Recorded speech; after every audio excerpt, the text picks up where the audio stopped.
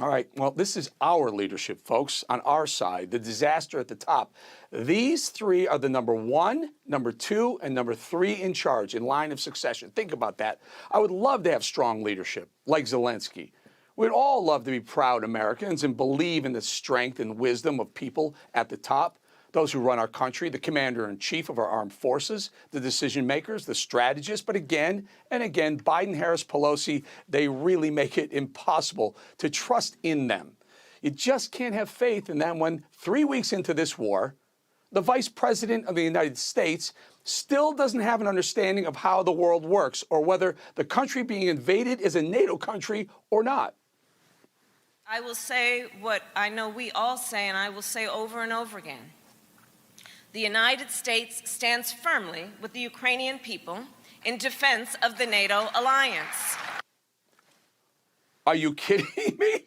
Are you kidding? This woman represents us on the world stage at a critical point in history, in the middle of a major war happening in Europe. Kamala Harris and her awkward laughter are what stands between us and a potential World War III.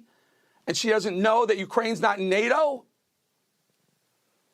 Well, that was 3. How about number 2? Nancy Pelosi giving Dazed and Confused a whole new meeting. Led Zeppelin got it right just weeks after rubbing her fists together as Joe Biden spoke about the dangers facing soldiers in Iraq and Afghanistan, wherever this is. Yesterday, Pelosi took questions and gave us her sophisticated take on Russia's invasion of Ukraine. Putin is trying to bait the trap so that we go in, and that's the beginning, could be the beginning of World War III. Putin totally irresponsible, using weapons that are not allowed under the Geneva Convention. Putin, who threatens use of chemical weapons, nuclear, and the rest.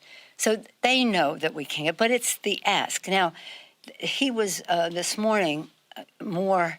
If we can't have a no-fly zone, let us have our own, and we need the airplanes to come in.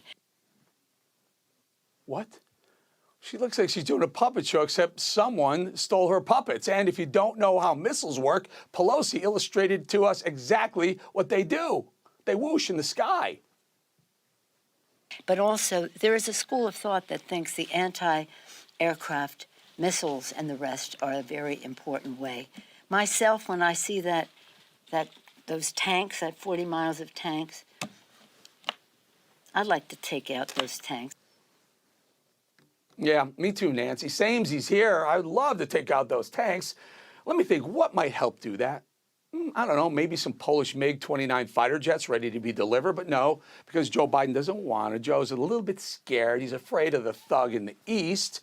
Those are your number 2 and number 3 in charge. Think about that. Be very afraid of what happens if something happens to number 1, which brings us to the disaster that is number 1, Joe Biden. Joe Biden said stuff at the equal pay event yesterday, and in just 14 minutes, Joe made it quite clear he's losing it, folks. Or at the very least, that was what was brought out, because they took him out too soon after nap number 6. Joe tried to explain who wasn't at the event and why. But there's been a little change in the arrangement of who's on the stage because of the First Lady's husband contracting COVID. But Cue the awkward laughter. Yeah, unless you're not telling us something, Joe, because Kamala Harris is not the first lady. She's the vice president, much to our dismay. You see, Kamala Harris's husband, Doug Emhoff, has COVID. Because if the first lady's husband has COVID, that would mean you, Joe, have COVID. But then, true to form, Biden kept with his special talent of not remember people's names when they're right there in the teleprompter. and Ambassador Linda Thomas Greenfield, who is at the United Nations and does an incredible job.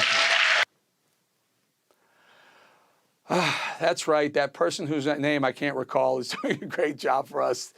At least someone is. But then going off script, which always works so well for Sleepy Joe, things got slippery for Biden when he talked about his inept energy secretary who knows nothing about energy, Jennifer Granholm. She was the former governor of the state of Michigan. Wrong.